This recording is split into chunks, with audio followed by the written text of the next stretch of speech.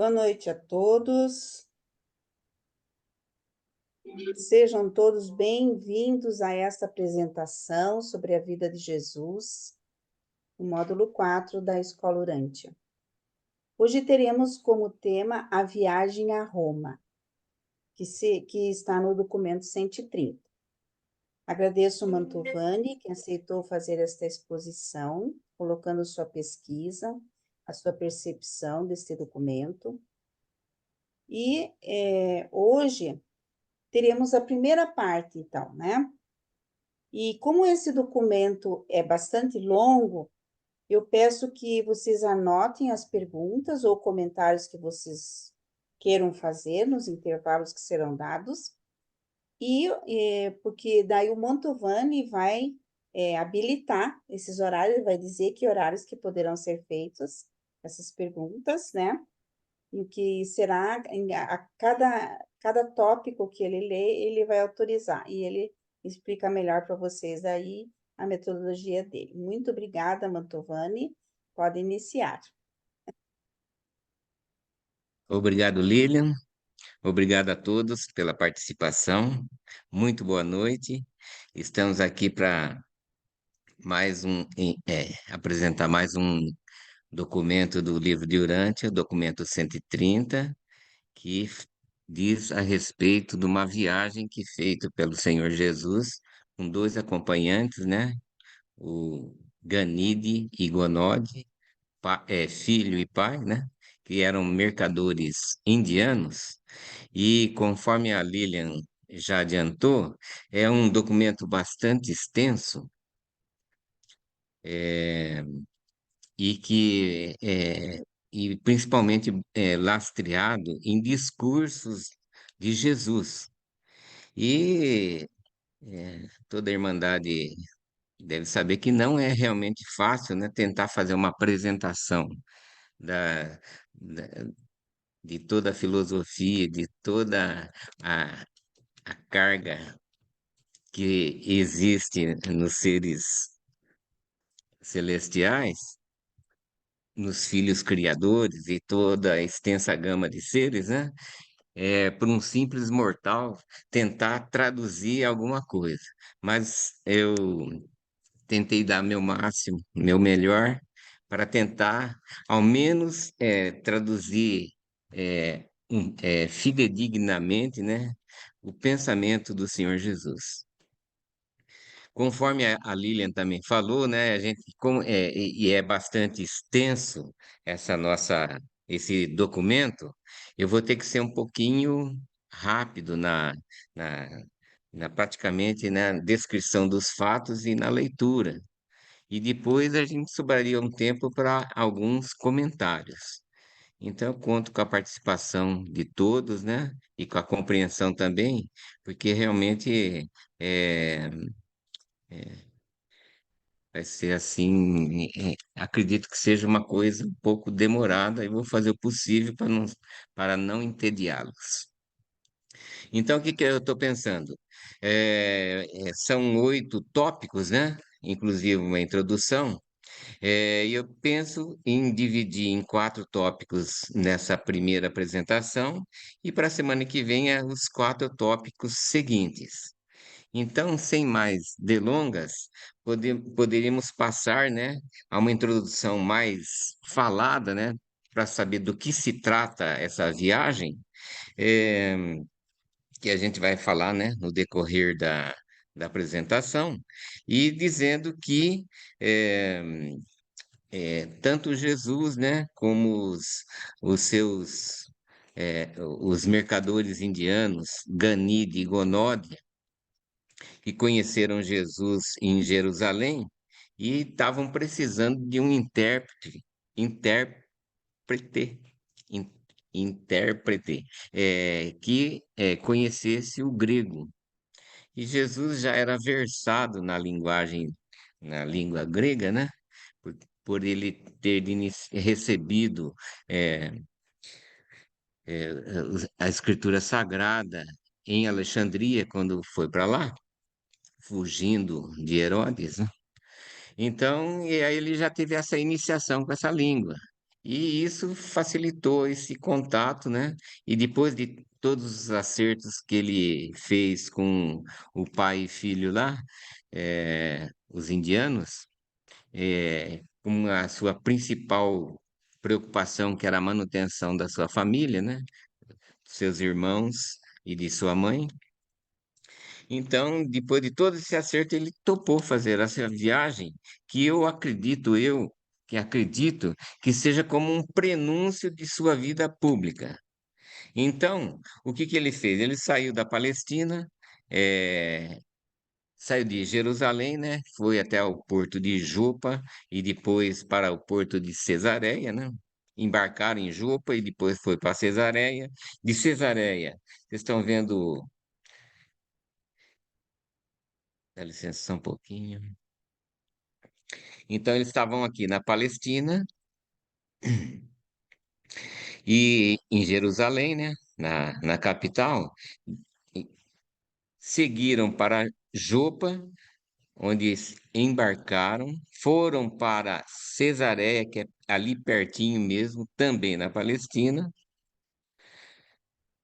Depois de Cesareia, vieram para Alexandria, que fica no delta do Nilo. De Alexandria, passaram a ilha de Creta.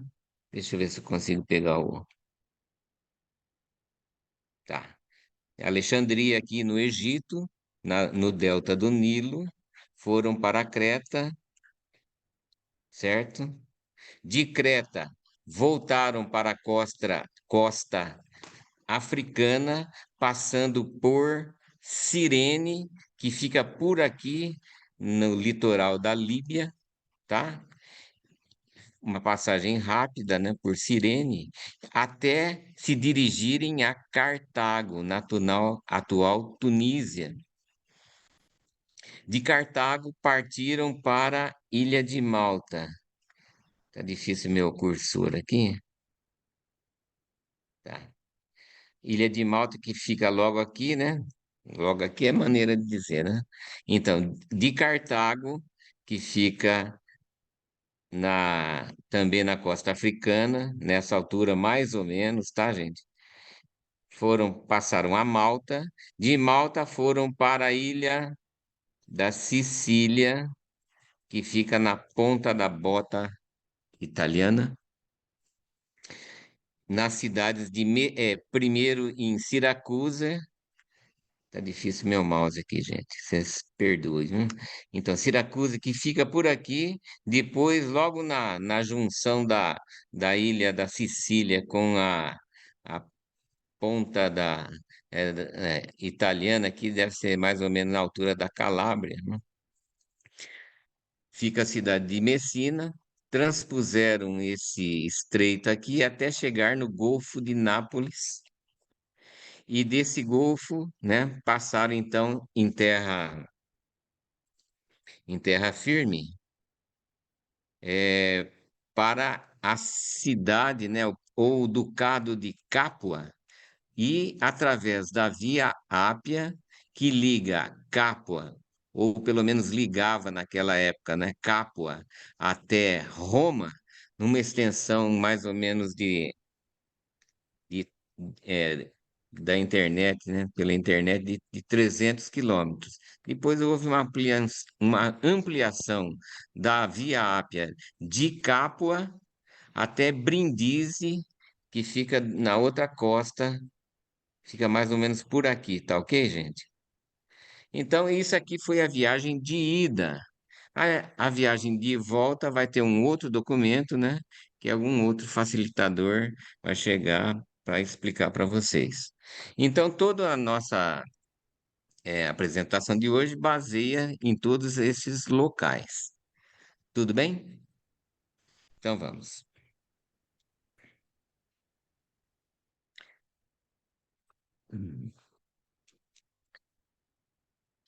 A viagem de Jesus pelo Mediterrâneo teve a duração de quase 2 anos.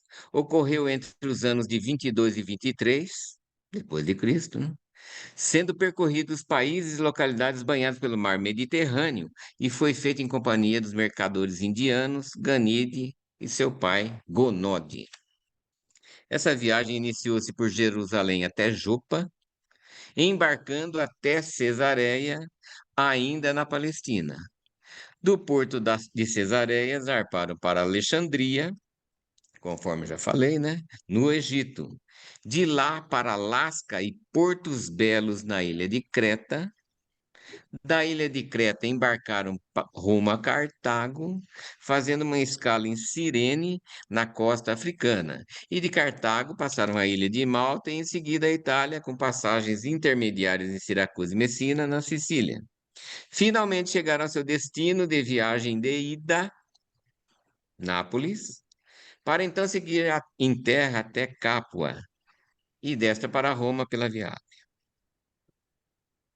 Jesus contava com seus 28 anos de idade quando iniciou esse empreendimento, o qual foi executado para conhecimento e relacionamento direto com os seres humanos da região mediterrânea, bem como acreditamos, já tendo em conta uma antecipação no anúncio das boas novas de sua posterior ministração do evangelho do reino a esses povos. Então aqui eu apresento um mapinha, né? Primeiro da Palestina, incluindo o porto de Jopa, atual Jafa, que foram para Cesareia. Cesareia foram lá para Alexandria. Tem um novo mapinha aqui para vocês se localizarem, né? Aqui de Cesareia para Alexandria. Alexandria para Creta.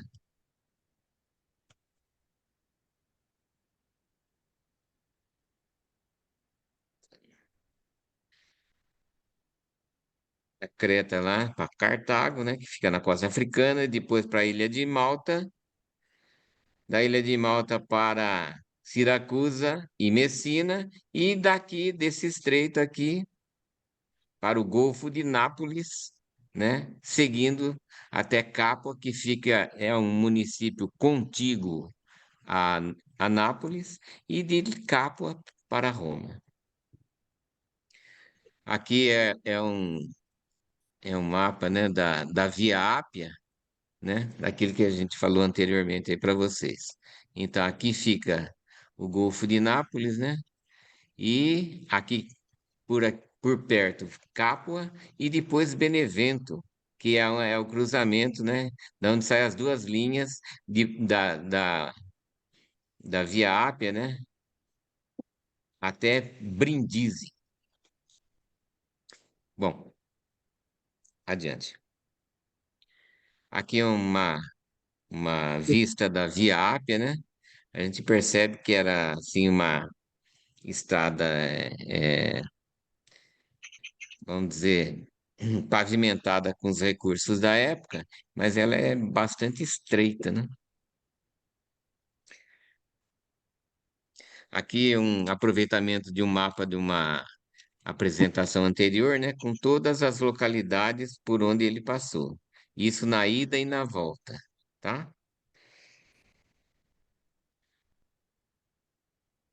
Então, eu gostaria também de relembrar, né, o porquê disso tudo, né, que ele já estava aqui, né, em serviço de sua última outorga, sua auto-outorga mortal, né?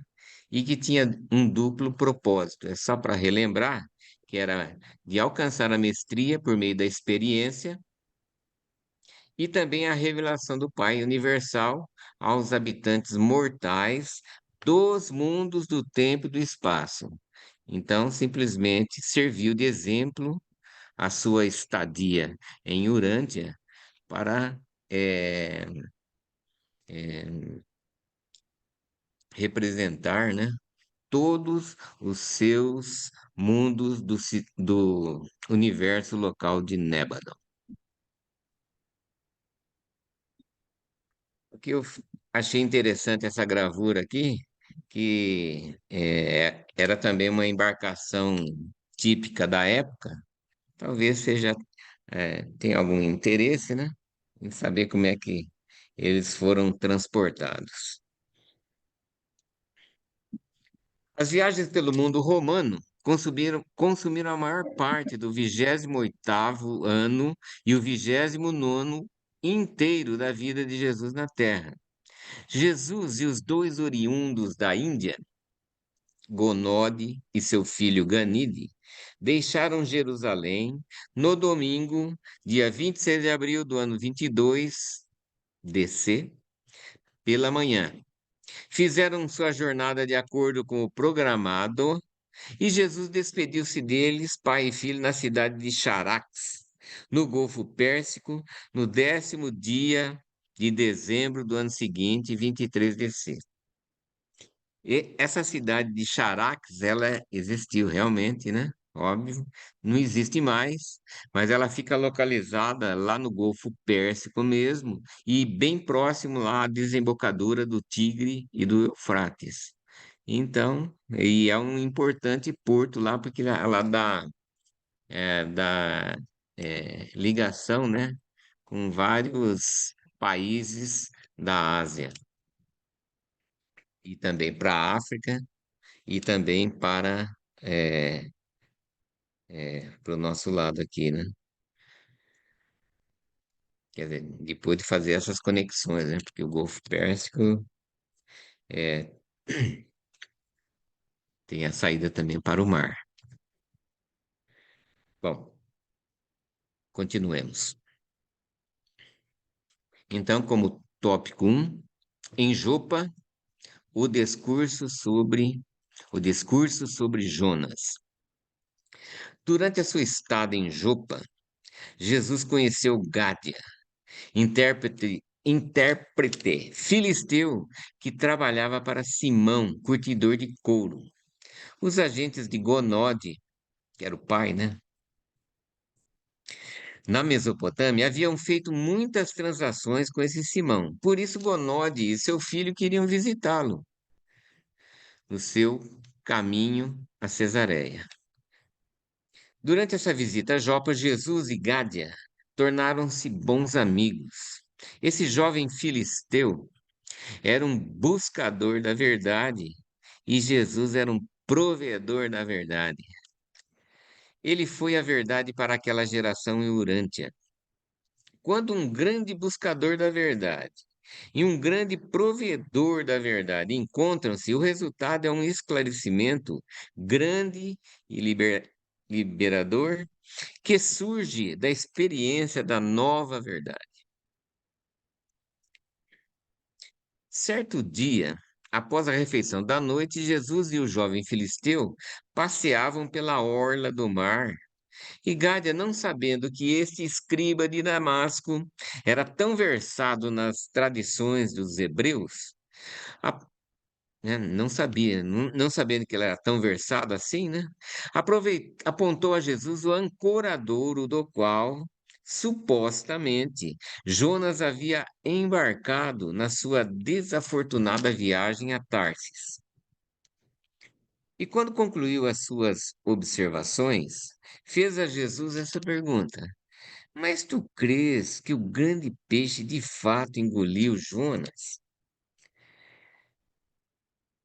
Jesus percebeu que a vida desse jovem tinha sido tremendamente influenciada por essa tradição e que a contemplação desse episódio inculcara nele a ideia disparatada de fugir ao dever. Jesus então não disse nada que fosse destruir subitamente o fundamento dessa motivação, né, de Gádia para a vida prática. Então disse em resposta a essa questão que, meu amigo, todos nós somos Jonas, com vidas para viver de acordo com a vontade de Deus e sempre que tentamos fugir do dever que se nos apresenta, escapando na direção de tentações estranhas ou deixando, né, de cumprir o que devia ser cumprido como dever, colocamos-nos sob o controle imediato das influências que não são dirigidas pelos poderes da verdade nem pelas forças da retidão. A fuga ao dever é o sacrifício da verdade. Escapar ao serviço, à luz e à vida só pode resultar nesses conflitos exaustivos, com as difíceis baleias do egoísmo, que levam finalmente à obscuridade e à morte, a menos que esses Jonas, né? Esses vários Jonas que abandonaram a Deus, voltem os seus corações, ainda que estejam nas profundezas do desespero, à procura de Deus e sua bondade.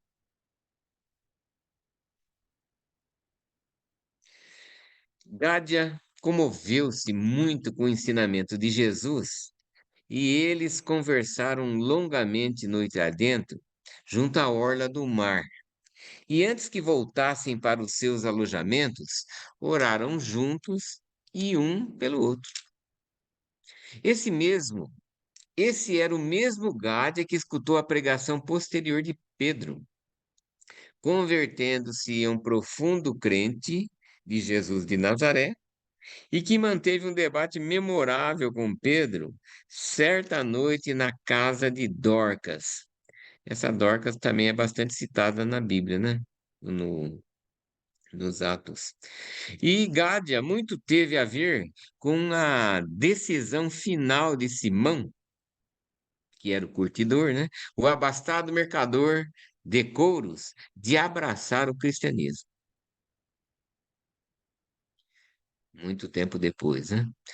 O último encontro de Jesus e Gádia teve a ver com a discussão sobre o bem e o mal. Esse jovem filisteu estava bastante conturbado por um sentimento de injustiça que lhe era trazido pela presença do mal junto com o bem no mundo. Ele dizia: como é que pode Deus, se é infinitamente bom, permitir que soframos as penas do mal? Afinal, quem cria o mal?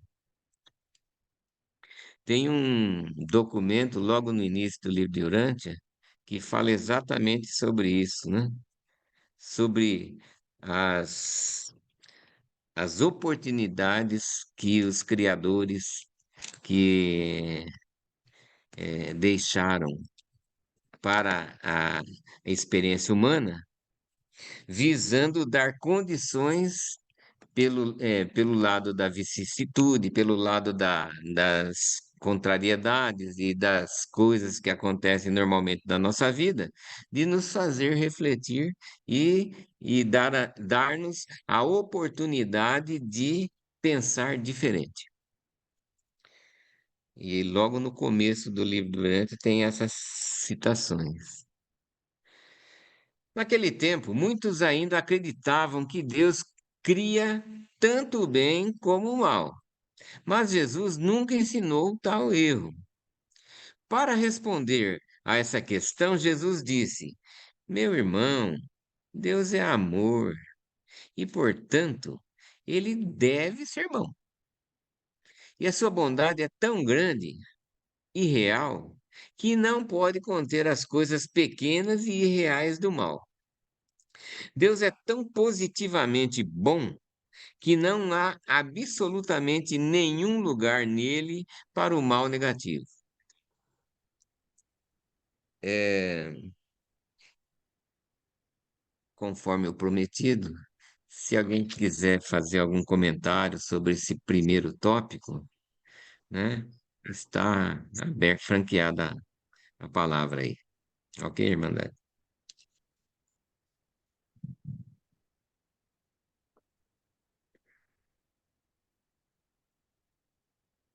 Eu vou fazer um comentáriozinho que eu achei interessante. No Pois não. 130, 130, 1,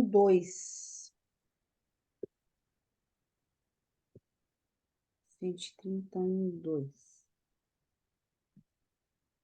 Vou voltar lá.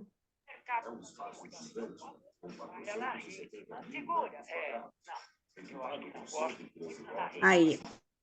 Então, aqui diz assim, né?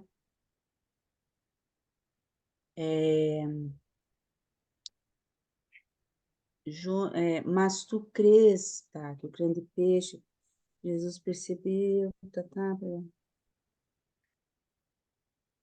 Não, acho que é Não, espera um pouquinho. Os várias Seguinte, tradições, Jesus percebeu. Acho que é no próximo, peraí.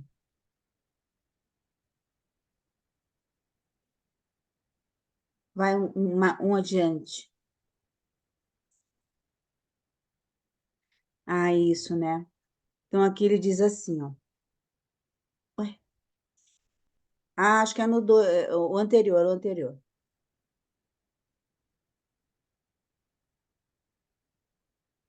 Isso, aí. Então daí ele diz ok, assim, ó. Todos nós somos Jonas, né? Com vidas para viver de acordo com a vontade de Deus. E sempre que tentamos fugir do dever que se nos apresenta, escapando na direção de tentações estranhas, colocamos-nos sob o controle imediato das influências que não são dirigidas pelos poderes da verdade, nem pelas forças da retidão. Isso aqui é muito, vamos dizer assim, é muito grave, né? Porque se você não faz a vontade de Deus, você se coloca sob o controle imediato, né? Eu acho assim, é muito, é muito forte isso, né? De forte e influências profundo. que não são dirigidas pelos poderes da verdade. Que influências são essas, né? Que não são dirigidas, se não são, vamos dizer, poderiam ser as influências de Caligástia, e nem pelas forças da retidão, quer dizer,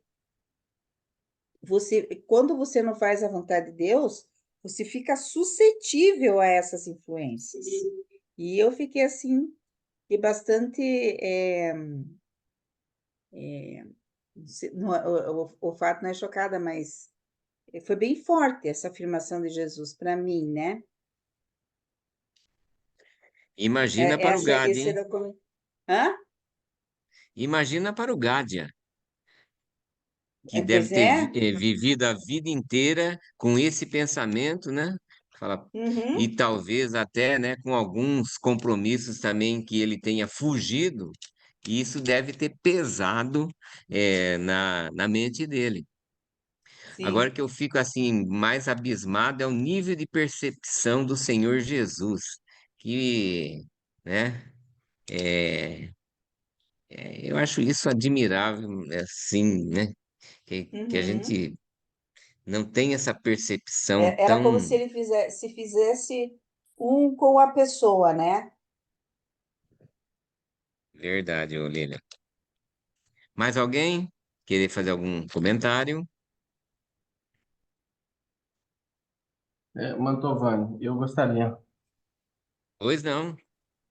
Com relação a essa fala de Jesus, eu gostaria de É, chamar a atenção para duas coisas, né? pois não. Primeiro, que nessa época a humanidade não tinha ainda o espírito da verdade, certamente a gente ainda sofria influências de espíritos do mal, né? Sim, bem lembrado, Então, Neemias. isso é uma informação. Hoje, nós não temos essas influências, nada de fora para dentro que possa influir a nossa mente, a não ser que a gente abra a porta para isso, né? A gente deseja essa influência. Então, houve Sim, essa alteração do dia de Pentecostes para cá. exato. Ok. O mal, o pecado e a iniquidade que foi citado aqui, né? Tá. Então, eu achei também interessante relembrar essa passagem aqui sobre essa conceituação que o livro de Urântia dá sobre esses três aspectos, né? O mal é a transgressão inconsciente ou não intencional da lei divina, a vontade do Pai. Eu deixei a citação do lado para quem quiser ler mais, né? Só vou passar por alto, mas só para relembrar os conceitos mais principais, né? O pecado é a transgressão consciente, consabida e deliberada da lei divina, que é a vontade do Pai. E a iniquidade é a transgressão voluntária, determinada e persistente da lei divina, que é a vontade do Pai.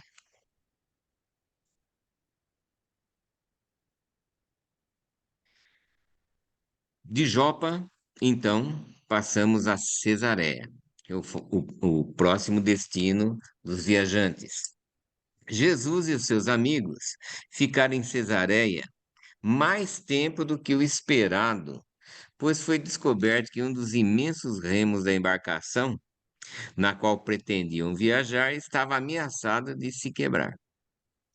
O capitão decidiu, então, né, permanecer no porto enquanto um novo remo estava sendo providenciado. Havia escassez de carpinteiros hábeis para essa tarefa e por isso Jesus se prontificou. Durante as noites, Jesus e os seus amigos caminhavam ao longo, de uma bela muralha que servia de passeio em volta do porto. Ganide apreciou grandemente as explicações de Jesus sobre o sistema de águas da cidade e sobre a técnica pela qual as marés eram utilizadas para lavar as ruas e esgotos da cidade. Olha que coisa interessante, gente.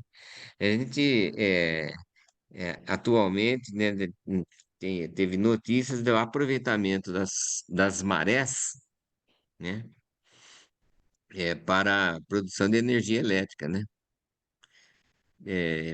Aproveitando esse movimento de vai e vem, né? Para. E aqui é a primeira vez que a gente vê também, né? Que pelo menos nunca vi utilizar água de mar para lavar ah, as calçadas, né? E sistema de esgoto. Achei uma coisa, uma informação interessante. Esse jovem da Índia ficou muito impressionado com o Templo de Augusto, situado em uma elevação e encimado por uma estátua colossal do imperador romano. Na mesma pousada deles estava também um mercador da Mongólia. E como esse homem do Oriente longínquo falava grego bastante bem, Jesus teve várias e longas conversas com ele. Esse homem ficou muito impressionado com a filosofia de vida de Jesus e nunca esqueceu as suas palavras de sabedoria a respeito de viver a vida celeste enquanto estamos na terra, que é um convite também a todos nós, não é, Irmandade? Que é por meio de uma submissão diária à vontade do Pai Celestial. Esse mercador era taoísta e havia se tornado um forte crente da doutrina de uma deidade universal. Sobre essa a doutrina, nós vamos ter na próxima aula, né? Depois da minha segunda apresentação, as religiões do mundo, e que está incluída também o taoísmo.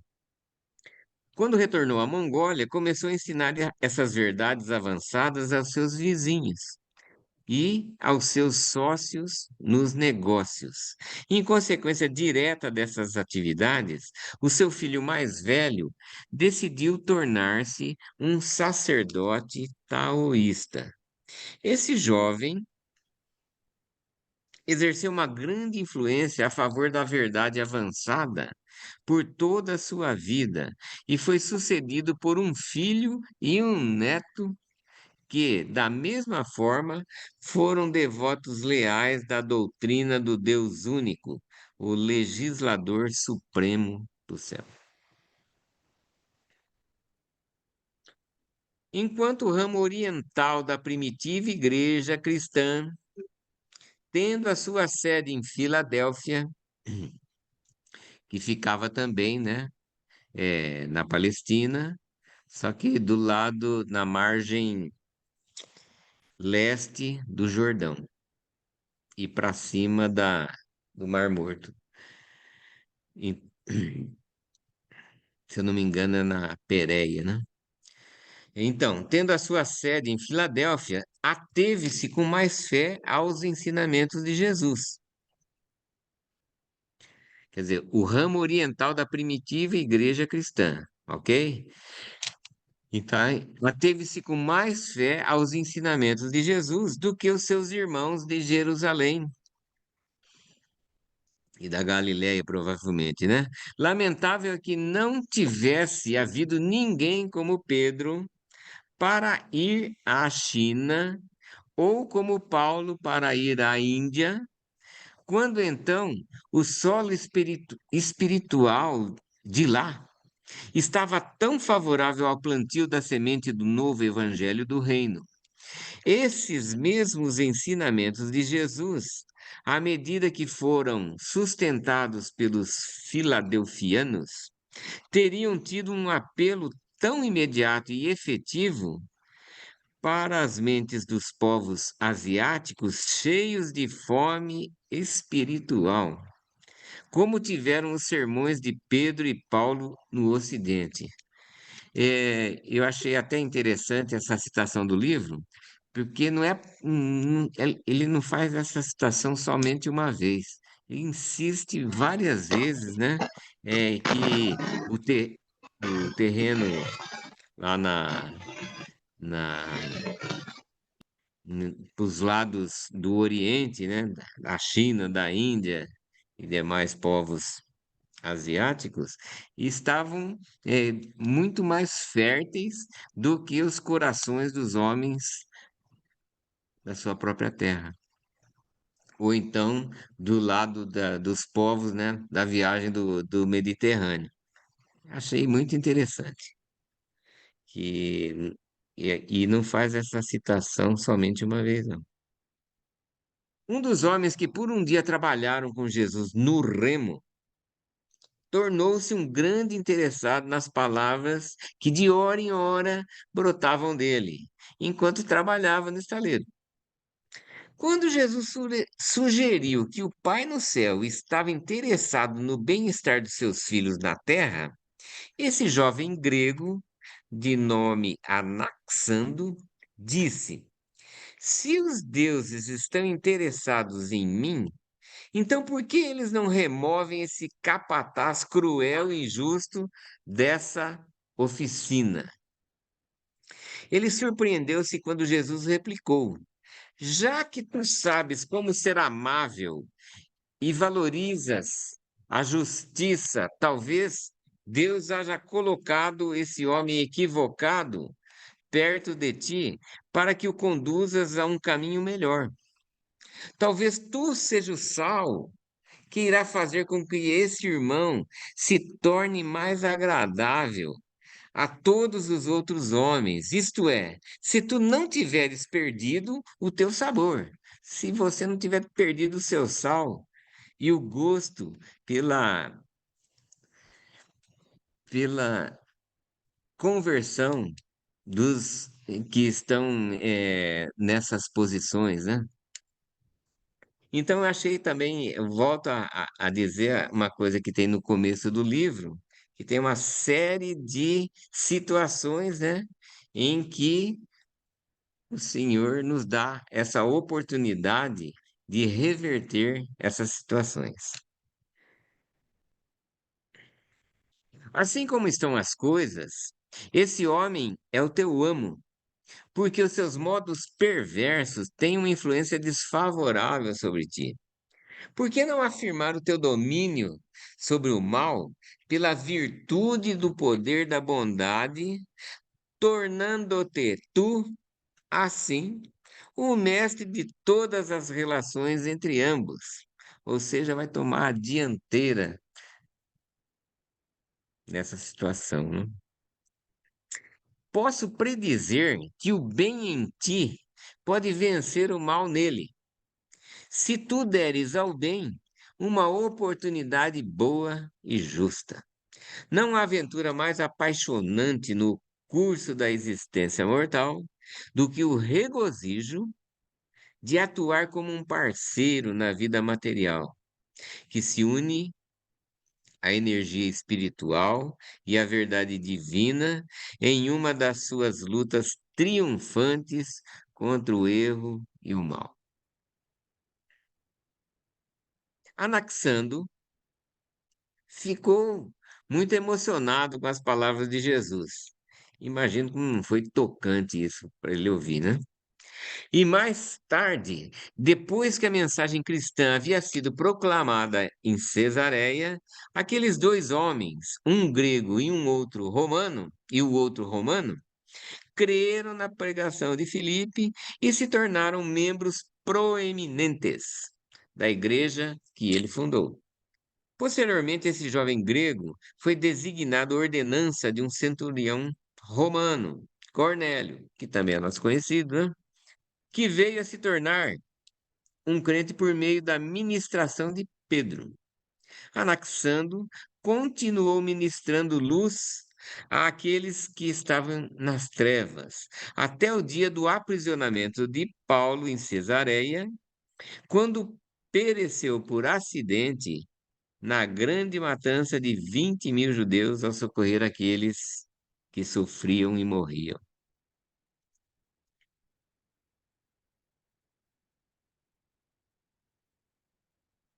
Naquela tarde, ambos, Jesus e Ganide, divertiram-se em brincar com um cão pastor muito inteligente. É, também a gente nota, né, no livro, muitas passagens envolvendo animais. É, a gente sabe, né, pelas legislação mais antiga dos antigos judeus, uma certa aversão a animais domésticos, mas parece que o senhor e a família do senhor é, é, não rezavam nessa cartilha.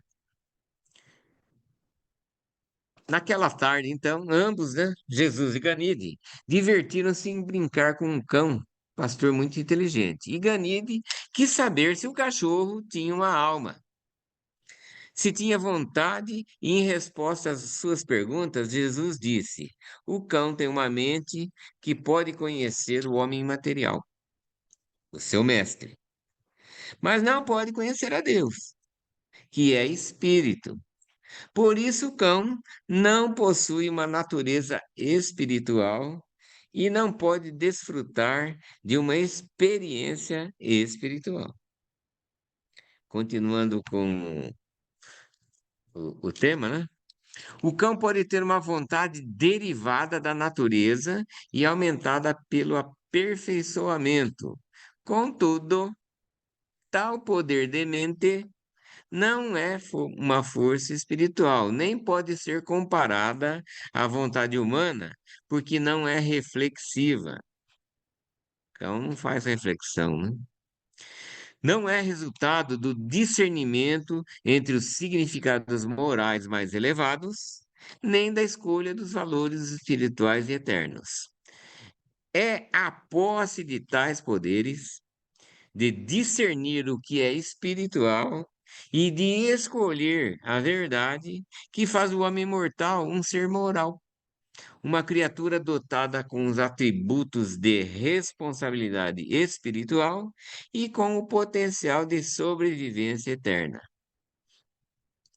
É, eu me lembro de uma certa situação, no nosso primeiro encontro do Enalubra, em Vinhedo, que teve uma passagem, alguém, né, estava comentando, de que se os animais também nos iria acompanhar pela sobrevivência eterna.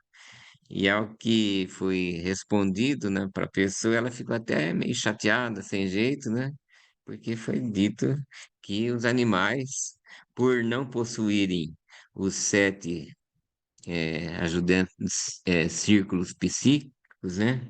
Os ajudantes da mente, e não possui o círculo da sabedoria e nem da adoração, que também não seguiriam no propósito eterno.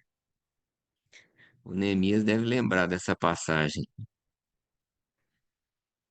Jesus continuou a explicar que a ausência de tais poderes mentais, que para sempre torna impossível aos animais desenvolver uma linguagem no tempo ou experimentar qualquer coisa equivalente à sobrevivência da personalidade na eternidade.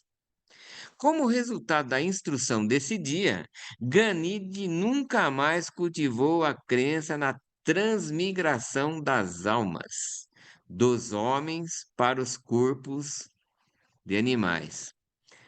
Que isso também era pensamento corrente, né? Existia essa, esse pensamento nos povos daquela era.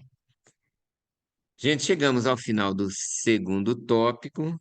Alguém que quiser fazer algum comentário adicional, estejam à vontade.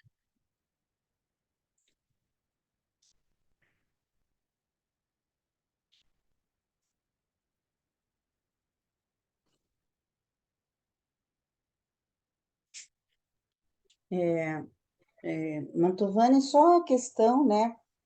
Lá no 130.2.4, É, é que aquela volta. questão do quando Jesus diz, né, que nós podemos ser luz. Não precisa voltar.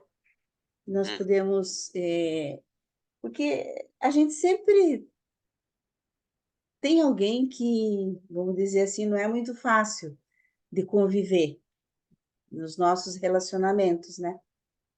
Mas, por exemplo, quando você tem um chefe que não é muito, não é nada fácil, você todo dia conviver com aquela pessoa, né? E Jesus dá aquele conselho, né, pro Anaxando, foi Anaxando, né? Se não me engano. Não, não sei. Ou é o Anaxando ou o Gádia. É, e falando para ele que ele poderia ensinar o bem, né?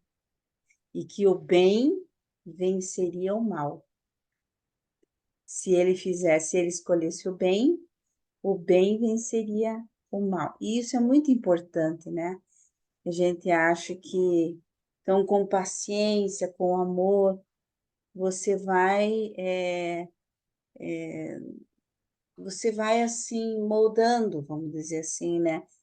Não querendo que a pessoa se transforme da noite para o dia, mas a gente tem que ter muita paciência com essas pessoas. Então, às vezes é para treinar e para ajudar também, porque hoje teve um comentário assim, né? Puxa, mas há tantas pessoas que sofrem e tal, Vou parar mas aí. nós podemos ajudar, né? Nós podemos ajudar essas pessoas a se sentirem melhor. E a outra questão também foi que muitos ainda pensam que os animais têm alma, que eles reagem, né? Essa questão da alma também. E o que chamou bastante atenção é Jesus brincando, né? É uma cena bastante assim pitoresca, né? Imaginar Jesus brincando com. Ele era uma pessoa normal, vamos dizer assim, vivia sua vida humana normalmente, né? Mas Jesus brincando com o cachorro junto com o Ganide ali, né? E o Ganide, a religião dele achava, né? Que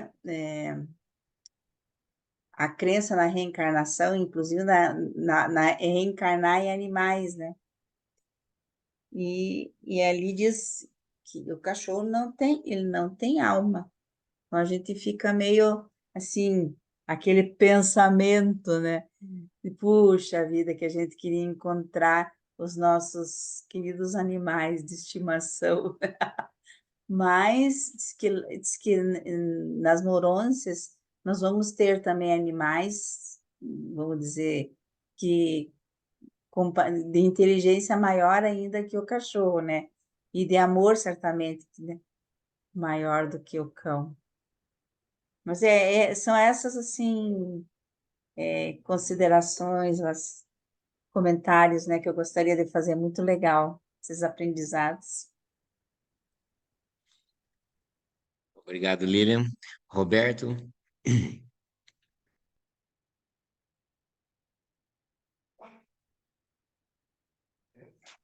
Boa noite, pessoal. Olha, eu, na verdade, quero fazer um comentário também quanto aos animais, mas observando antes aquilo que Jesus propôs para Anaxandro, né? Do bem nele vencer o mal e a crueldade do capataz, é um exemplo do que ele ensinou para Gádia, a positividade de Deus. Essa afirmação, para mim, é muito forte, que Deus é tão absolutamente positivo que nele não há lugar para as pequenezas do mal. Então, isso é maravilhoso, se a gente for capaz de, em todos os momentos, manter o amor, manter a positividade e a gente perceber a bondade que desarma, né? Deve ser uma maravilha a gente chegar a esse estágio. Mas me chama muita atenção o ensinamento de Jesus a respeito dos cães, dos animais em geral, e a distinção da mente humana para a mente dos animais. Aqui, para mim, está a chave da distinção do ser humano e os animais, que é uma mente reflexiva. Ele fala isso, eu não sei como vocês interpretam essa afirmação de Jesus, de que o cão e os animais não têm uma mente reflexiva e, por isso, não são capazes de uma experiência espiritual.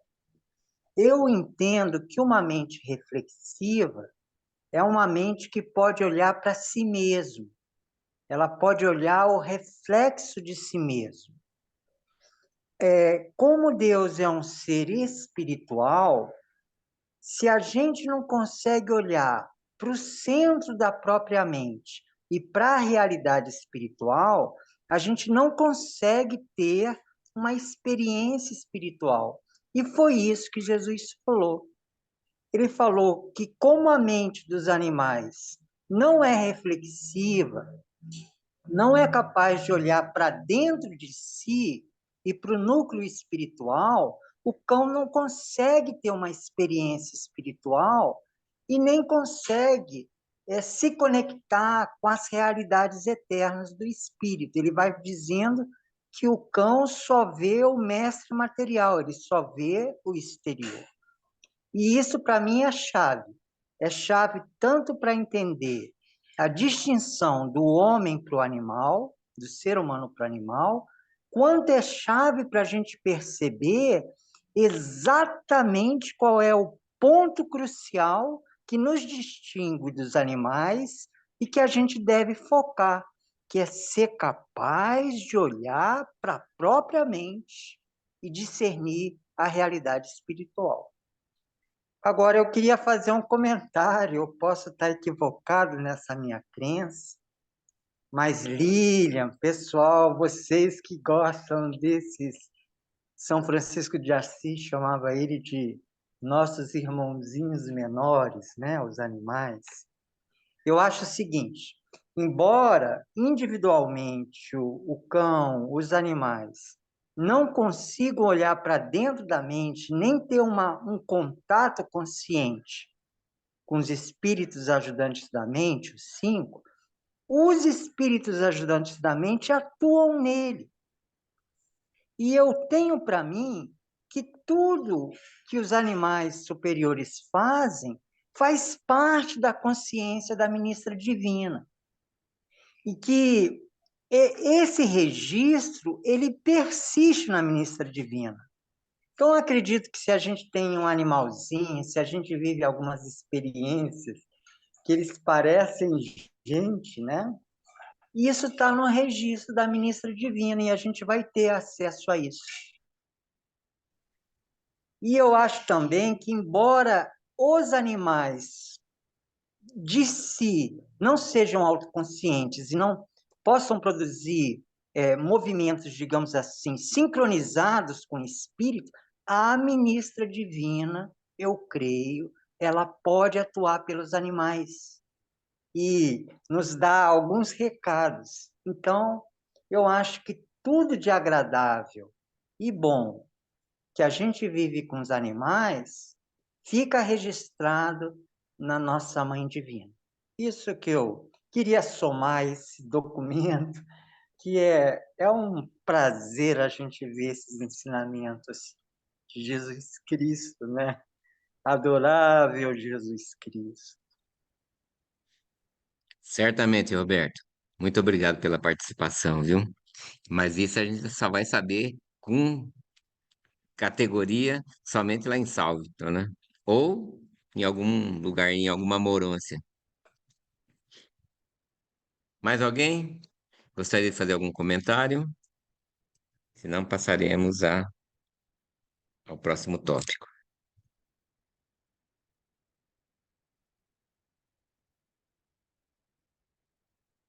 Eita.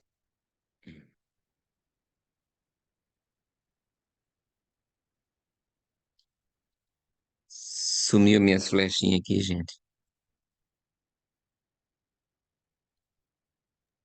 Ué. Ah, Para tá. mim está movimentando, eu estou vendo ela se movimentar. Aí, Tá. É, mas tinha sumido as. às vezes acontece. Passamos então para Alexandria, no Egito, conforme dito, né? Situada no delta do Nilo, junto ao mar Mediterrâneo. A travessia foi extremamente agradável para os três. Ganide estava encantado com a viagem e manteve Jesus ocupado, respondendo às suas perguntas. Você imagina com quanto que ele não foi perguntado, não? Passava direto. Quando se aproximaram do porto da cidade, o jovem ficou emocionado com o grande farol de Faros, localizado na ilha que Alexandre, o Grande, tinha unido à terra firme por meio de um quebra-mar, criando assim dois magníficos portos e, consequentemente, fazendo de Alexandria a linha marítima comercial para a África, Ásia e Europa. Bom, esse farol de Faros deve ser o farol de o imponente farol de Alexandria, né? Certamente é que foi o Alexandre que mandou construir e que se constituiu numa das sete maravilhas do mundo antigo. Então, é, foi uma passagem também por Alexandria que continuou na sua peregrinação pelo mar do Mediterrâneo. Então, lá em Alexandria, ele permaneceu também por um tempo e teve grandes discursos para serem por nós aproveitados neste momento. Esse grande farol, uma das sete maravilhas do mundo, era o precursor de todos os faróis que sobrevieram. Eles levantaram-se cedo pela manhã para ver a esplêndida construção do homem para salvar vidas. E, em meio às exclamações de Ganide, Jesus disse: E tu, meu filho, serás como esse farol quando retornares à Índia. Até mesmo depois que o teu pai se for, tu irás tornar-te como a luz da vida para aqueles que se assentam contigo no escuro, mostrando a todos que assim desejarem o caminho seguro de encontrar o porto da salvação. E Ganide apertou a mão de Jesus, dizendo: Serei sim, meu senhor. Eu acho também tão interessante, né, a maneira como essas metáforas que o Senhor Jesus utiliza em todas as suas conversas, ele transpõe as situações que ele está vivendo naquele momento, eh, para dando um sentido para o lado espiritual e pela a ministração que ele queira dar, voltado para eh, o anúncio dessas verdades. Então, em todas as manifestações dele, as conversas que ele tinha, ele, né, achava um jeitinho de introduzir esses conceitos. De novo, sublinhamos o fato de que os mestres da religião cristã cometeram um grande equívoco quando voltaram a sua atenção mais exclusivamente para a civilização ocidental do mundo romano. Os ensinamentos de Jesus, da forma como foram sustentados pelos fiéis da Mesopotâmia no primeiro século, teriam sido prontamente recebidos por grupos variados de religiosos da Ásia. Uma nova citação do livro de Urântia sobre essa região, né? Lá pela quarta hora, após de desembarcar, eles estavam já instalados perto da extremidade oriental da longa e larga avenida de 30 metros de largura e 8 quilômetros de comprimento. Imagina que avenidão, né? É, que se estendia até os limites orientais dessa cidade de 1 milhão de habitantes. Após o primeiro reconhecimento das principais atrações da cidade, que é a universidade, o museu, a biblioteca, o mausoléu real de Alexandre, o palácio, o templo de Netuno, o teatro e o ginásio, Gonode passou a dedicar-se aos negócios, né, que era o pai, Ganide, enquanto Jesus e Ganide foram à biblioteca, a maior do mundo. E eles conversaram de novo e de novo sobre todas as religiões do mundo. Jesus esforçou-se para apontar a essa mente jovem, jovem, mas inquisidora, né, gente?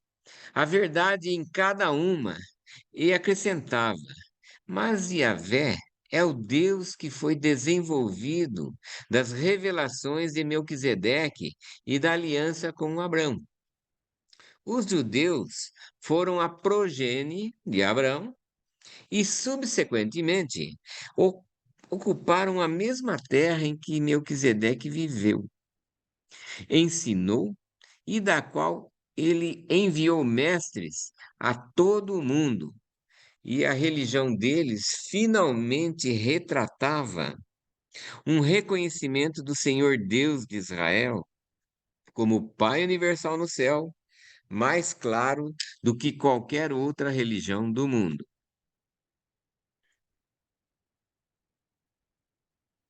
É, né? Novamente, o livro de Urântia cita essa questão, né, dos ensinamentos da verdade universal para o Oriente, né?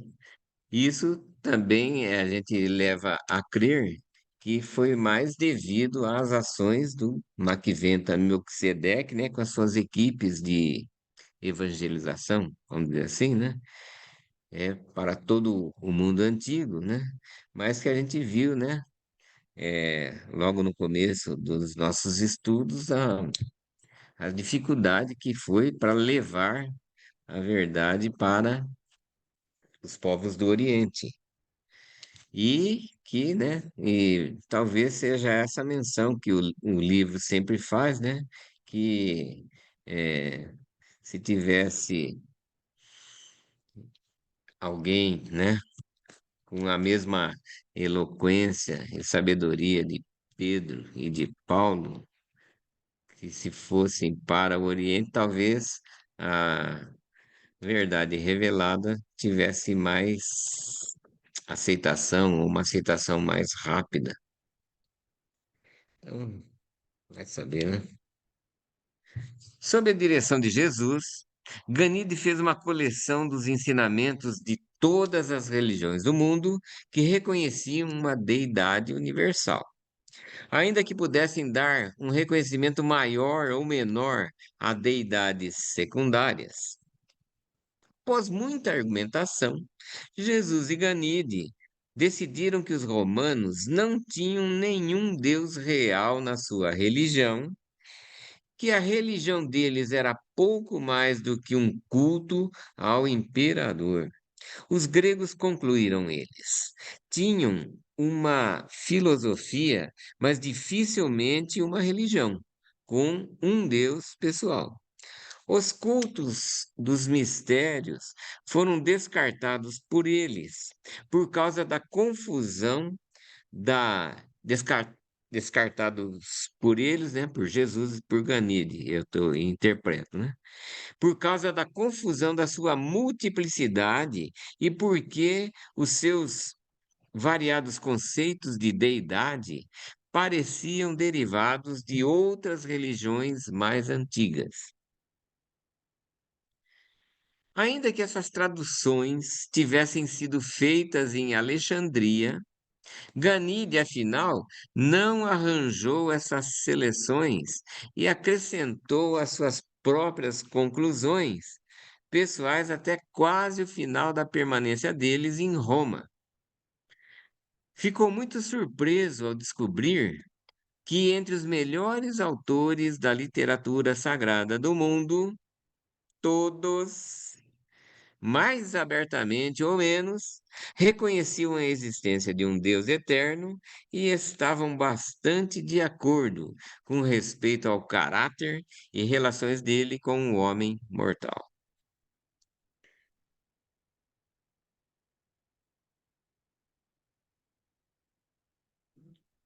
Entre os muitos homens com quem Gonode tinha as suas transações de negócios,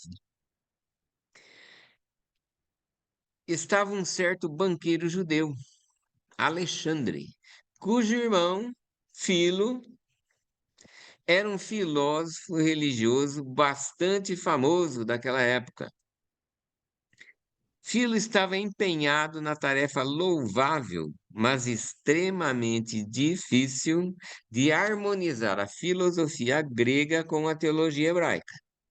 Ganide e Jesus haviam conversado muito sobre os ensinamentos de Filo e esperavam comparecer algumas das suas conferências, mas durante a permanência deles em Alexandria, infelizmente, esse famoso helenista esteve adoentado e acamado. Quer dizer, ele já era conhecido do Senhor Jesus, gente. E esse Filo, ele é citado como os 7 homens mais portadores de sabedoria do planeta.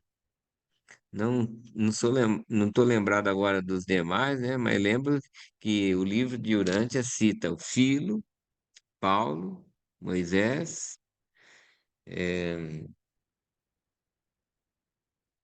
Paulo, Moisés e mais alguns que eu não estou me recordando agora, né? Daí a importância dessa criatura, né? É, novamente, chegamos ao final do tópico 3, né?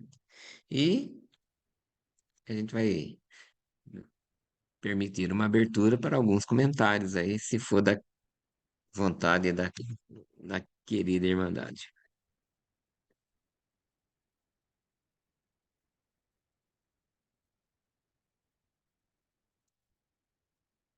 Então, o que me chamou a atenção, né, além de outras coisas, mas foi a questão de Jesus comparar, né, o farol com o canite. e ele afirmar que o Ganide seria um farol na Índia, né? E então eu acredito que muito do que se pensa que Ganide esteve na Índia, que Jesus esteve na Índia, foi porque Ganide levou esse conhecimento que foi passado para ele. Ele realmente se tornou um farol. E o livro fala, né? E Jesus já previa isso. Ele tinha confiança no Ganide. Que ele disse, sim, mestre, eu serei. Então, me parece que estão tendo até pesquisas lá para saber, sabe, o que sobreviveu desse conhecimento. E eu creio que é por isso que eles acreditam que Jesus esteve na Índia, por causa desses ensinamentos que foram passados por lá, através do Ganide, Ganide. acompanhe seu pensamento, Lilian. Eu acho bem possível mesmo. Mesmo que, inclusive, né, o livro de Urântia é taxativo. Ele parou lá no porto de Charax e retornou para Palestina.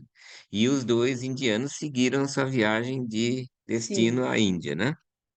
Então, mas há, inclusive, até livros, né, que citam que Jesus foi para a Índia e foi sepultado lá. É bem provável mesmo que com toda essa história e com a transmissão, né, desses ensinamentos através do Ganide, que pôde ter alguma referência, né, ao mestre, né, dizendo que foi o próprio Jesus que esteve lá. Inclusive, eu vi uma postagem recentemente dizendo que o túmulo de Maria, mãe de Jesus, também foi encontrado na Índia. Então, isso também eu acho que é derivado dessa situação aí, né? Provavelmente, né? Levado por Ganídio. Alguém mais? Tem algum comentário? Se não, já seguimos. Então vamos adiante. O discurso sobre a realidade. Peço perdão mais uma vez para a caríssima fraternidade, porque vai se basear mais na leitura de um discurso sobre o mestre para nós simples mortais, principalmente para mim também, que tem uma grande dificuldade na transmissão desses pensamentos, mas que a gente também fica bastante envolvido com toda essa sabedoria que emana do Filho Criador, feito homem. Então, na noite antes de partirem de Alexandria, que iriam depois para a ilha de Creta, né? Ganide e Jesus tiveram uma longa conversa, que não tem jeito de ser uma curta conversa. Qualquer coisa sobre o Senhor não tem jeito de ser curto e grosso, né? Como diz no ditado. Então tiveram uma longa conversa com um dos professores reitores da universidade que fazia conferência sobre os ensinamentos de Platão, atuando como intérprete. Novamente, né? Para o sábio mestre grego, Jesus não inseriu nenhum dos seus próprios ensinamentos em refutação à filosofia grega. Gonode estava fora a negócios naquela noite. Assim, depois que o professor tinha ido embora, o mestre e o discípulo tiveram uma longa e sincera conversa sobre as doutrinas de Platão. Ao mesmo tempo em que Jesus prestou a sua qualificada aprovação a alguns ensinamentos gregos, que tinham a ver com a teoria de que as coisas materiais do mundo são reflexos ou sombras das realidades espirituais invisíveis, mas mais substanciais. Vocês entenderam certinho isso aqui, né, gente? Igual a mim. Que dificuldade de poder interpretar esse simples texto aqui. Para mim, realmente é uma dificuldade e vou necessitar da interpretação dos irmãos aqui para também me esclarecer. Então, ele procurou estabelecer fundamentos mais fidedignos para o pensamento daquele jovem. E dessa forma começou uma dissertação a respeito da natureza da realidade do universo. Em essência, e com frases modernas, traduzidas para a nossa atualidade, né? Jesus disse a Ganide: a fonte da realidade do universo é infinita. A fonte. As coisas materiais da criação finita são as repercussões no tempo e no espaço do modelo do paraíso e da mente universal do Deus eterno. Tranquilo. A causação no mundo físico, a autoconsciência no mundo intelectual e o eu progressivo no mundo espiritual, essas realidades projetadas em uma escala universal, combinadas em uma relação eterna e experienciadas em perfeição de qualidade e divindade de valor, constituem a realidade do Supremo. Isso aqui a gente teria que ler várias vezes, várias e várias vezes, né, para tentar formar uma ideia assim, com mais solidez, né, gente? Mas vamos tentando, levando a embarcação adiante. Mas mesmo em um universo sempre em mudança, a personalidade original da causação, da inteligência e da experiência do espírito é imutável e absoluta. Todas as coisas, mesmo em um universo eterno, de valores ilimitados e qualidades divinas, podem mudar. E muitas vezes mudam, exceto os absolutos e tudo aquilo que atingiu um status físico, uma abrangência intelectual ou, afinal, uma identidade espiritual que seja absoluta. A fonte da realidade do universo é infinita, conforme já dissemos, né? As coisas materiais da criação finita são, novamente repetindo, né? As repercussões no tempo e no espaço do modelo do paraíso e da mente universal do Deus eterno que criou tudo isso. E eu encontrei também uma outra citação no livro, né, que me deixa mais próximo de, desse entendimento. A humanidade é lenta para perceber que em tudo que é pessoal, a matéria é o esqueleto da morôncia.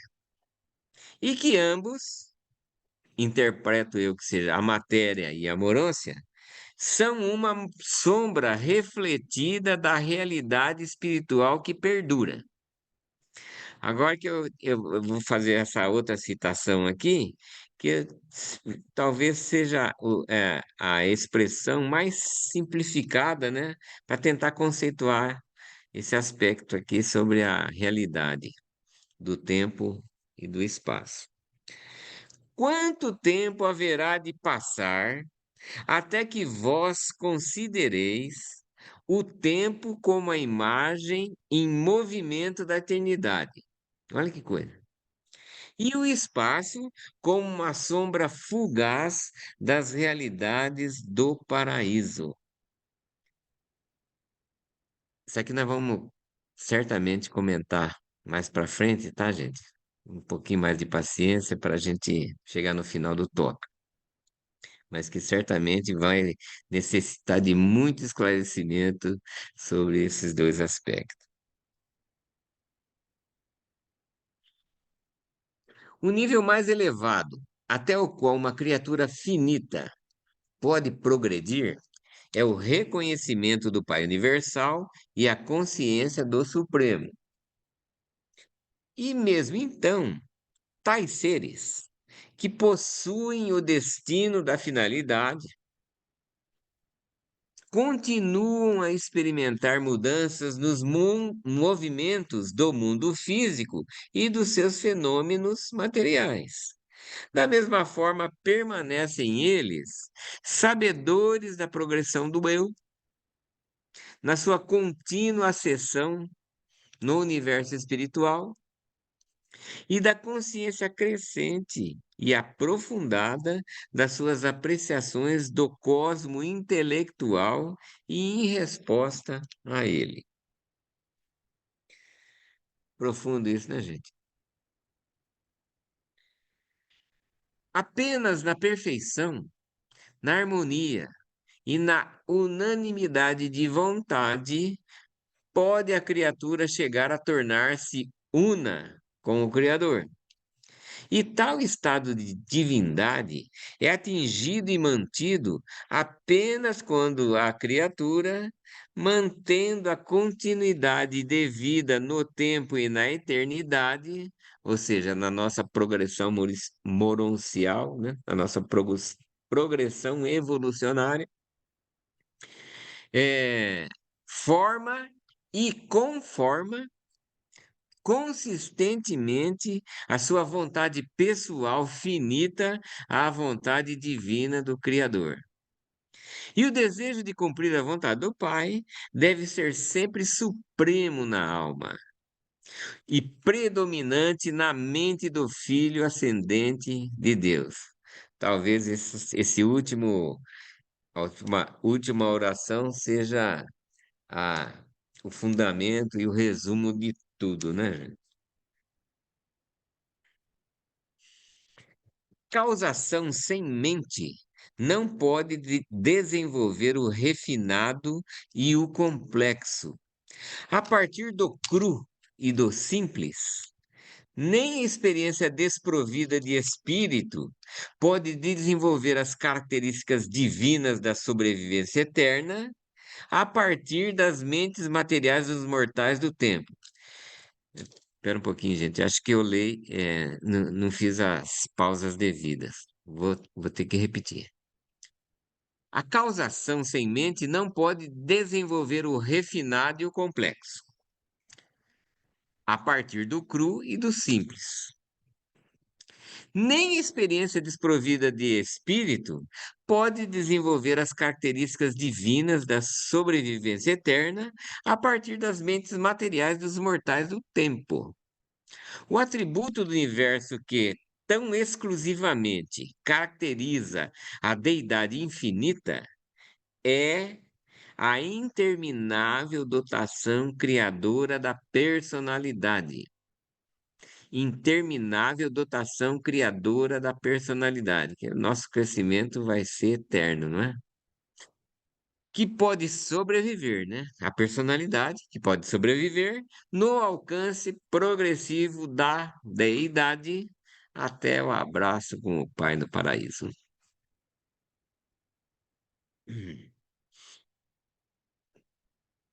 Fui procurar aí o que o livro, o que a gente pode conceituar como causação, né?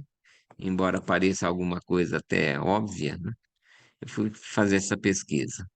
Então, esse referido vocábulo parece estar sendo usado em um contexto filosófico ou científico, referindo-se ao processo de causar algo, especialmente em discussões sobre a origem e o desenvolvimento de fenômenos complexos. Nesse sentido, se refere à ação de causar ou ao conjunto de processos causais. O contexto da frase acima sugere uma discussão sobre a necessidade de uma mente ou de uma inteligência para o desenvolvimento de estruturas ou sistemas refinados e complexos, possivelmente em debates sobre evolução, inteligência artificial, filosofia da mente ou áreas relacionadas. A má adaptação da vida autoconsciente ao universo resulta em desarmonia cósmica. A divergência final entre a vontade da personalidade e as tendências do universo termina no isolamento intelectual e na segregação da personalidade. Há a perda da chama piloto do espírito residente, sobrevém a cessação da existência espiritual. A vida inteligente e progressiva então se torna, em si e por si mesma, uma prova incontroversa da existência de um universo pleno de propósitos que expressa a vontade do Criador Divino. E essa vida, no todo, luta na direção de valores mais elevados, tendo por meta final o Pai Universal. Apenas em grau, o homem possui mente acima do nível animal. À parte as ministrações mais elevadas e quase. Vou ter que ler de novo, gente. Perdão. Apenas em grau, o homem possui mente acima do nível animal. À parte as ministrações mais elevadas e quase espirituais de intelecto. Portanto, os animais, não sabendo adorar, nem possuindo sabedoria, não podem experimentar a supraconsciência ou a consciência da consciência. A mente animal é consciente apenas do universo objetivo. O conhecimento é a esfera da mente material ou discernidora dos fatos. A verdade é o domínio do intelecto espiritualmente dotado, que é cônscio de poder conhecer a Deus. O conhecimento é demonstrável, a verdade é experimentável. O conhecimento é uma posse da mente, a verdade, uma experiência da alma, ou a experiência da alma, que é o eu em progresso. O conhecimento é uma função de nível não espiritual. A verdade é uma fase do nível da mente e espírito dos universos. O olho da mente material percebe um mundo de conhecimento factual. O olho do intelecto espiritualizado discerne um mundo de valores verdadeiros. Esses dois pontos de vista, sincronizados e harmonizados, revelam o mundo da realidade, no qual a sabedoria interpreta os fenômenos do universo, nos termos da experiência pessoal progressiva. O erro, o mal, é a penalidade da imperfeição.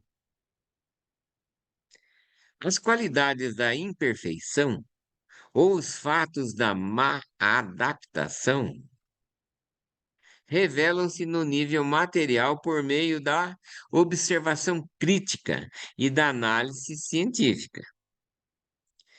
E no nível moral, por intermédio da experiência humana. A presença do mal se constitui em prova das imprecisões da mente e da imaturidade do eu em evolução. O mal, portanto, é também uma medida da imperfeição na interpretação do universo. Quanta conceituação, né, gente?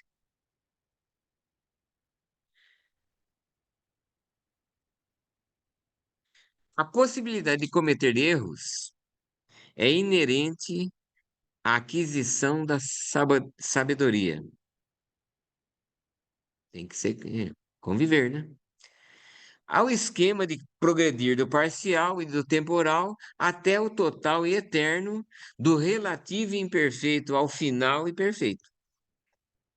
Então, essa possibilidade de cometer erros é inerente à aquisição da sabedoria. É inerente também ao esquema de progredir do parcial e do temporal até o total e eterno, e também do relativo e imperfeito ao final e perfeito. É uma convivência, né? O erro é a sombra do incompleto relativo que deve necessariamente cair sobre a senda ascendente do homem no universo, antes da perfeição do paraíso, evidentemente, né? O erro, o mal, não é uma qualidade real do universo. É simplesmente a observação de uma relatividade na inter-relação entre a imperfeição do finito incompleto, no nosso caso material, e os níveis ascendentes do supremo e do último. O mal é um conceito de relatividade. Surge da observação das imperfeições que sobressaem na sombra projetada por um universo finito de coisas e seres, à medida que tal cosmo obscurece a luz viva da expressão universal das realidades eternas do único infinito. No entanto, não permitas que o conceito de relatividade te desguie a ponto de falhares no reconhecimento da coordenação do universo, a qual se dá sob o guiamento da mente cósmica e em vista do seu controle estabilizado pela energia e pelo Espírito do Supremo. Gente, vocês imaginam que o Ganide captou, interiorizou, conseguiu discernir, interpretou todo esse discurso do Senhor Jesus naquela noite? Eu fico imaginando como já é um pouco, pelo menos para mim, um pouco, muito dificultoso de interpretar todos esses ensinamentos, né, essas conceituações. Eu imagino, né, a pessoa lá por mais bem letrado que seja, para poder, né, ter todo esse entendimento de tudo que o Senhor Jesus quis mostrar para ele naquele momento, naquela conversa. Então, gente, eu abro novamente aí para discussões, para comentários, né? E também, se houver discussões, é principalmente é esse respeito aqui sobre o discurso sobre a realidade, né? Que realmente é de uma severa complexidade, né? Então, estejam à vontade para fazer esses O Roberto levantou a comentários. mão. Pois não, Roberto? Olha, eu acho que ajuda muito compreender, para compreender esse discurso sobre a realidade, é a gente lembrar os 4 circuitos da realidade total revelados no livro de Urântia. Quais sejam a realidade física, a realidade espiritual, a realidade da mente, entre a realidade espiritual no interior e a realidade física no exterior, e a personalidade unificando tudo isso. Em quase cada um desses parágrafos que você leu, Mantovani, eu consigo ver esses 4 circuitos da realidade. Por exemplo, esse que está na tela, tá? Você vê, ele fala a coordenação do universo da qual se dá sob o guiamento da mente cósmica. É a mente que coordena a matéria, o físico e o espírito, em vista do seu controle estabilizado pela energia, que é o físico, e o espírito do Supremo. Então, a mente, entre a energia física e o espírito do Supremo. Se colocar naquele primeiro slide desse discurso, eu consigo ver novamente esses 3 níveis da realidade unificados pela personalidade. E a personalidade é o que unifica tudo. Em vários momentos desse discurso, ele fala. E eu vou concluir, porque, na verdade, cada quase frase teria muitos significados que poderiam ser expandidos. Mas eu vou concluir, como esse é o discurso da realidade, e eu estou falando desses 3 níveis, o físico, mental, espiritual e a personalidade, eu quero lembrar um ensinamento a respeito do tempo. Ele fala assim: o tempo da mente tem a ver com a sequência das coisas físicas e dos eventos físicos. O tempo do espírito tem a ver com a aproximação de Deus, que é espírito. Aí ele fala, e o tempo da personalidade tem a ver com a aproximação da realidade. Então, eu acho que nesse discurso da realidade, o sentido é o sentido da totalidade. Físico, mente e espírito.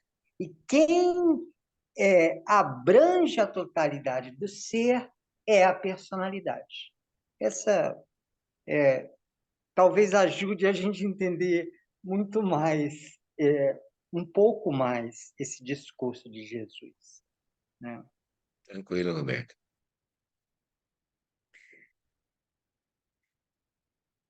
Realmente vai precisar mesmo de interpretação, né, e ajuda da interpretação de todos para que haja, né, um melhor entendimento. Viu, Mantovani? Você pode pôr no 4.2? 4.2. Vamos lá.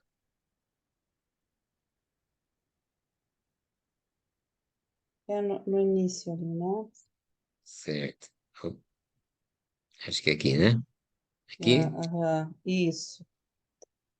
Então, eu imagino assim, né, que o Ganid, ele perguntou, né, sobre a nossa realidade que foi criada e tal. E esse discurso ele deu pro Ganid, né? Ele estava conversando com o Ganid, né? Com o Ganide. Que tinha 17 anos, né? Ganid tinha 17 anos.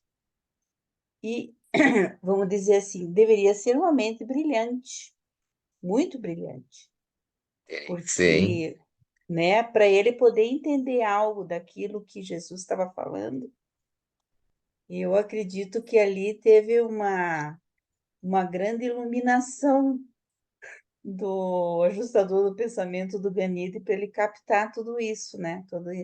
Toda essa questão. Você vai parar por aqui hoje, então, nesse 4, né?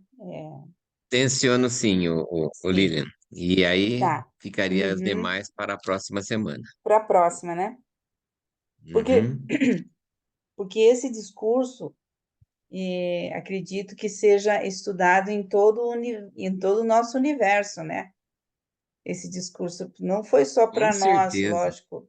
Todo o com universo deve certeza. saber disso, não é? Desse discurso que Jesus,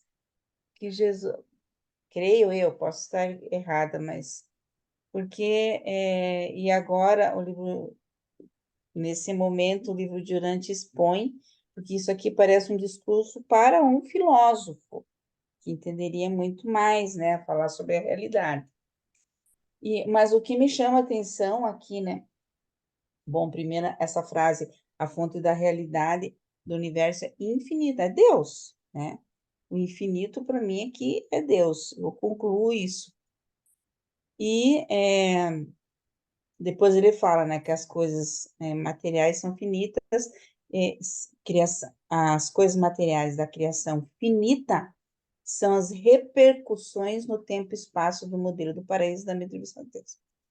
Mas depois, na sequência ali, ele fala assim, que mesmo como finalitores, então mesmo quando nós estivermos no paraíso, nós vamos estar nos deparando com as mudanças que acontecem.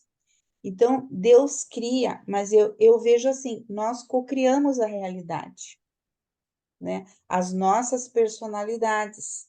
A personalidade original de Deus, né? A personalidade original da causação ali, que seria o próprio, lógico, o próprio Deus, né? Que ela é imutável e absoluta. Mas todas as coisas, mesmo o universo eterno de valores limitados e qualitativos, podem mudar. Na sequência ali na última frase, que todas as coisas podem mudar, Isso. e muitas vezes mudam, exceto os absolutos. Tá? Tanto que no livro de Dante eles falam assim, neste período, né, na realidade do universo atualmente, por quê? Porque as pessoas procuram fazer a vontade de Deus e as coisas sempre mudam. Existe uma realidade a cada momento. E isso é interessante, né? E por que existe isso? Porque nós temos o livre-arbítrio. Eu interpreto assim, tá, gente? Pode ser que eu esteja equivocada em algum momento, mas eu interpreto assim. E é muito legal você saber que você não é uma marionete de Deus. Ah, agora você vai fazer isso. Mas que as tuas decisões, junto com a personalidade que é a própria personalidade, né? Que o Roberto estava falando, né? Que harmoniza esse físico, esse mental e logicamente o espiritual, ele traz a harmonia desse todo, junto com o nosso livre-arbítrio, cria uma nova realidade a cada momento, conforme as nossas decisões. Então, nós vamos co-criando todo esse mundo. Deus nos dá essa, vamos dizer assim, essa grande dádiva do livre-arbítrio, eu vejo assim, né? E ele dá esse espaço, esse local onde nós estamos aqui e esse tempo para que isso aconteça. Porque Deus é tudo e sempre foi, sempre é, sempre será e conhece tudo, né? E para nós isso é um paradoxo, porque nós vivemos momento a momento. Mas é muito legal você saber isso, né? Que você tem o ajustador do pensamento dentro de você, ele te inspira e você toma as decisões. E depois, assim, eu achei muito interessante também quando ele falou sobre o erro, o mal, né? Que o mal é uma coisa assim, vamos dizer assim, nós assim vemos, nossa, para nós, porque não é vontade de Deus, mas nós aprendemos com os erros, ali fala num dado momento, né, no texto, que nós aprendemos com os erros. E isso, assim, a gente está tomando consciência atualmente. Eu vejo muitas postagens, até no Facebook, né?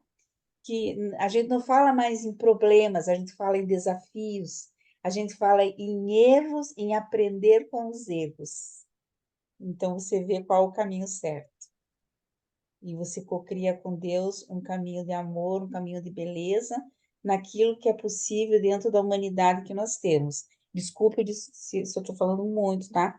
Quero dar oportunidade para mais pessoas falarem. Obrigada pela oportunidade. Obrigado, Lina. Muito coerente seu posicionamento.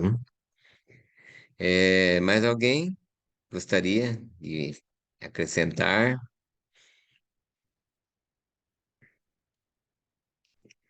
a sua interpretação pessoal sobre a realidade? O Roberto levantou a mão novamente. Está salvando a nossa vida aqui, Roberto. Pode dizer. Olha, eu vejo nesse parágrafo esses 4 circuitos da realidade. Veja só, eu acho que é a terceira frase. A causação no mundo físico, a autoconsciência no mundo intelectual, intelecto, mente, e o eu progressivo no mundo espiritual, espírito.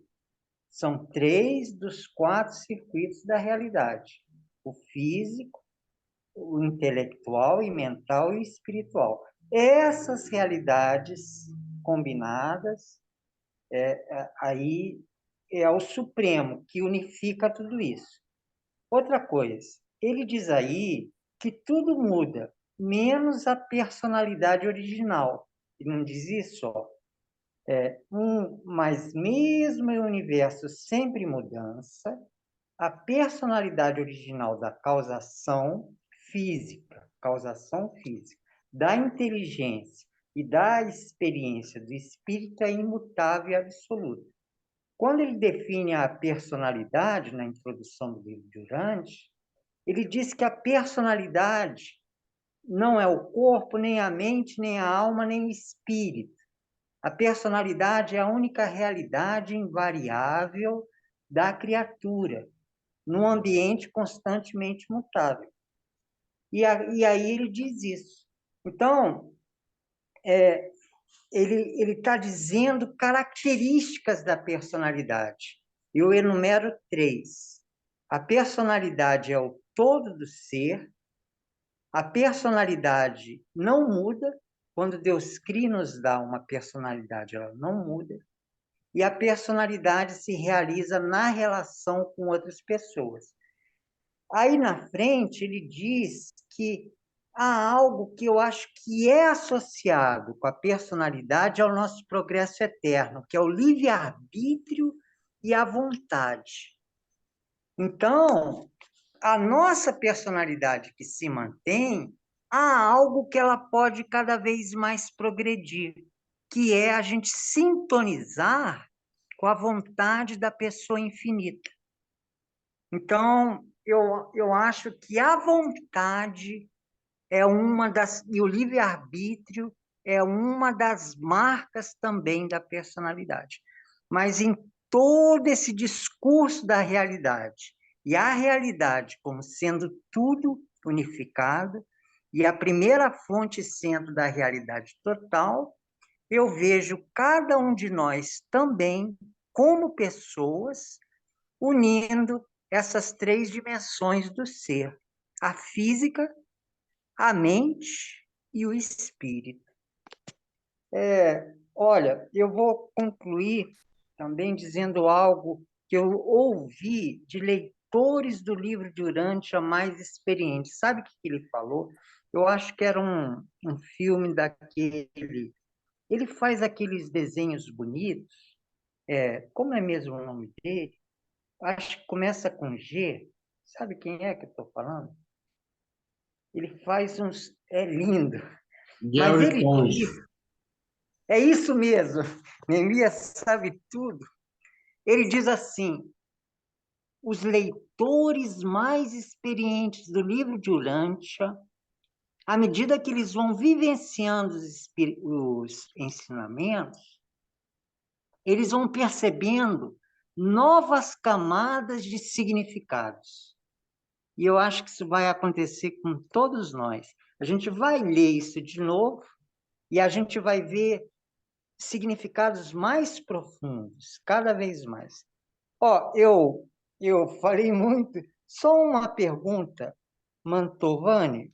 Você participou em Vinhedos do primeiro encontro? Eu tive a impressão de ouvir Participei. você dizendo isso. Falei. Olha, E, inclusive, bom, daqui que estão presentes, estava o Neemias também. Acho que daqui só nós dois, né, Neemias? E foi o meu primeiro contato com a Irmandade Urantiana no Brasil, em 94, se não me engano. 2004. Isso, 2004. Estavam presentes o Carlos Dolabella Chagas, o Dr. Franklin,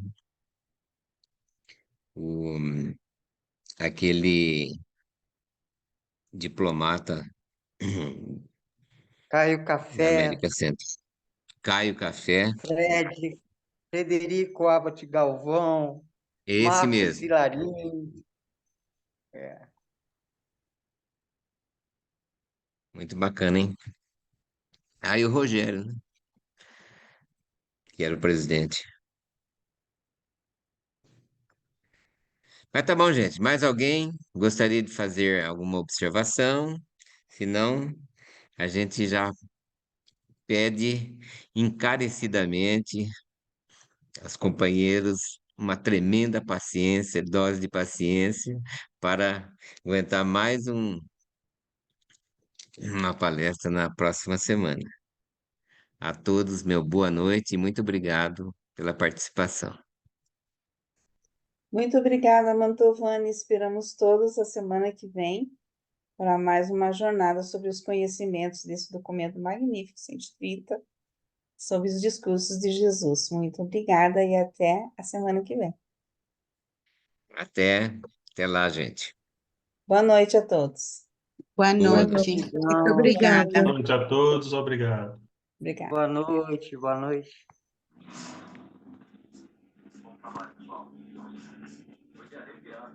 Sinceramente, sem a guarda costeira.